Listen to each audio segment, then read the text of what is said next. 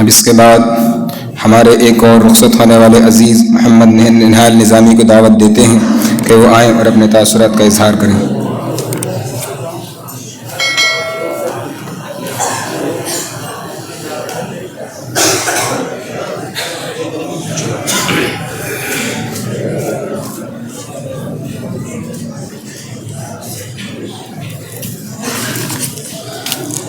السلام علیکم ورحمۃ اللہ وبرکاتہ۔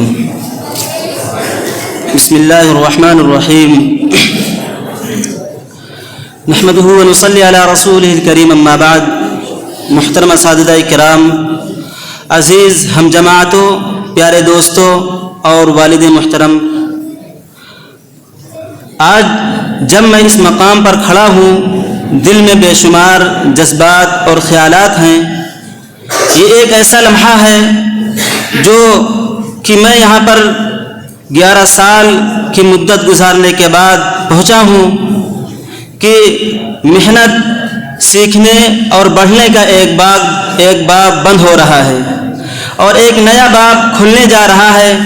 لیکن جب اس سفر کی تکمیل کی بات آتی ہے تو دل میں وہ پرانی یادیں، وہ خوشگوار لمحے اور وہ تمام تجربات گھومنے لگتے ہیں جنہیں آج ہم الوداع کہہ رہے ہیں۔ مدرسے کی زندگی ایک منفرد تجربہ ہے جہاں ہر دن نئی امید، نیا چیلنج اور نیا سیکھنے کا موقع ہوتا ہے۔ جب ہم نے یہاں قدم رکھا تھا تو شاید ہی ہمیں اندازہ نہیں تھا کہ یہ 11 سال ہماری شخصیت کی تعمیر اور زندگی کے نظریات کے لیے کس قدر اہم ثابت ہوں گے۔ ان سالوں میں نہ صرف علم حاصل کیا بلکہ ہم نے انسانیت، اخلاق، محبت اور جد و جہد کے حقیقی معنی سیکھے۔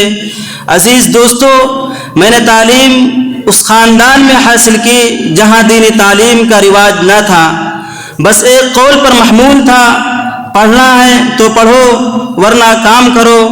لیکن والدہ ماجدہ کی خواہش تھی کہ میں اپنے ایک بیٹے کو حافظ بناؤں گی کیونکہ میرے نانا جان بھی حافظ تھے۔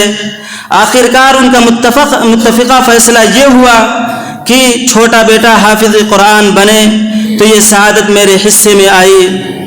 تعلیم کا آغاز تو میں نے اپنی تعلیم کا آغاز اپنے ہی گاؤں مدرسہ ضیاء الاسلام علی نگر بسنت گنج میں شروع کر دی۔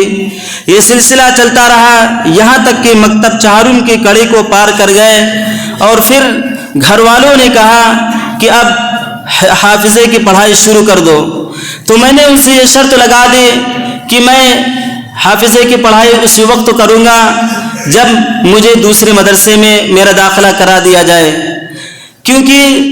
لیکن ایسا نہ ہوا اور میرا داخلہ گاؤں ہی کے مدرسے میں کرا دیا گیا اور وہی ہوا جیسا کہ ہونا تھا کہ آنے جانے اور کثرت ناغہ کرنے کی وجہ سے میرے والدین نے پھر یہ فیصلہ آخرکار کر ہی لیا کہ اس مدرسے کو چھوڑ کر دوسرے مدرسے میں داخلہ دلا دیا جائے، اور پھر مشورے کے مطابق یہ طے ہوا کہ میرا داخلہ مدرسہ حاضہ میں کرایا جائے، اور الحمدللہ میرا داخلہ 9 اگست 2014 سنیچر کے دن درجہ حفظ میں ہوا، اور 4 سال کی محنت، عزم اور صبر کے بعد قرآن پاک کا حفظ مکمل کیا۔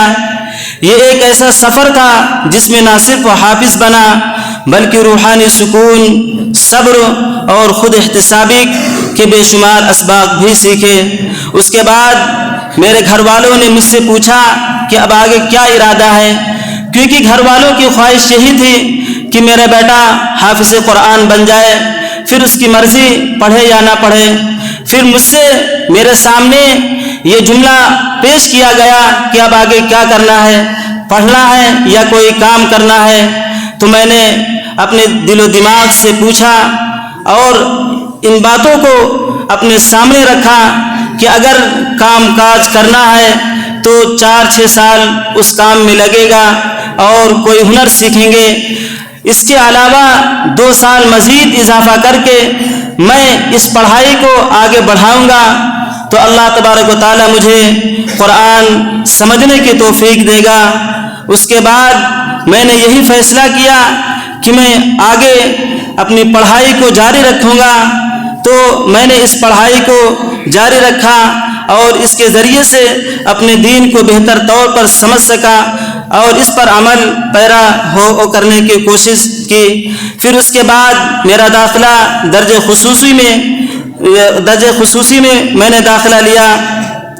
جب میرا تعلیمی سلسلہ آگے بڑھا تو اس دوران جو بھی رکاوٹیں آئیں میرے اساتذہ نے ہمیشہ میری رہنمائی کی اور ان تمام مشکلات کو حل کرنے میں میری مدد کی۔ ان کی محبت، قربانی اور رہنمائی کی بدولت میں نے ہر مشکلات کا مقابلہ کیا۔ ابھی 2 سال بھی نہیں گزرے تھے کہ اچانک حکومت کی طرف سے لاک ڈاؤن کا اعلان کر دیا گیا۔ اس غیر متوقع صورتحال نے تمام معمولات میں خلل ڈال دیا، مگر میں نے اس چیلنج کو بھی ایک موقع کے طور پر لیا اور اپنی تعلیم اور دیگر سرگرمیوں کو آن لائن پلیٹ فارم کے ذریعے جاری رکھا۔ اس دوران میں نے سیکھا کہ حالات چاہے جیسے بھی ہوں، عزم اور محنت کے ذریعے ہر مشکل کا مقابلہ کیا جا سکتا ہے۔ اس کے بعد دوبارہ آف لائن پڑھائی کا آغاز ہوا، لیکن شیطان نے میرے ذہن میں وسوسہ ڈال دیا اور یہ ہمارے اندر یہ کم ہمتی نے جنم لے لیا کہ 2 سال لاک ڈاؤن کا وقفہ ہوا، اب مزید آگے پڑھائی کرنے کے لیے تمہارے پاس کچھ باقی نہیں رہا۔ جو تم نے شروعات میں نحو، صرف، انسا سیکھی تھی وہ سب بھول گئے اور اب آگے پڑھائی کرو گے تو محض صرف وقت گزارو گے۔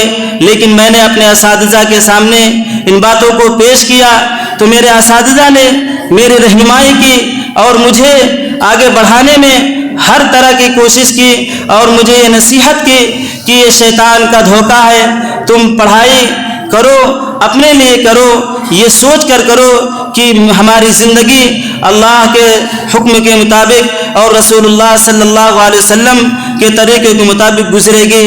تو اسی بات نے میرے دل میں یہ جگہ بنا دی اور میں نے اس پڑھائی کو مسلسل جاری رکھا۔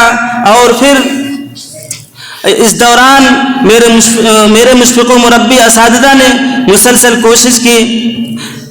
عالیہ ثانیہ میں پہنچنے کے بعد پھر ایک بار شیطان نے اپنا حملہ کیا اور مجھے یہ سمجھانے میں کامیاب ہو گیا کہ تمہاری پڑھائی سے کوئی فائدہ نہیں، اور میں نے بغیر کوئی مشورہ اور بغیر کسی سے پوچھے بغیر میں گھر چلا گیا۔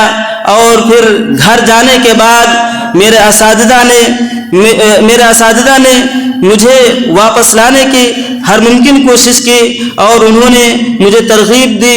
ان کی محبت اور حوصلہ افزائی نے میری ثابت قدمی کو بڑھایا، اور اس کے ساتھ ساتھ میرے رفیق درس شان محمد بھائی نے بھی میری ہمت افزائی کی اور وہ مجھے گھر بلانے گئے، اور اس کے ذریعے میں دوبارہ مدرسہ واپس آیا اور اللہ نے مجھے آخری مقام تک پہنچایا۔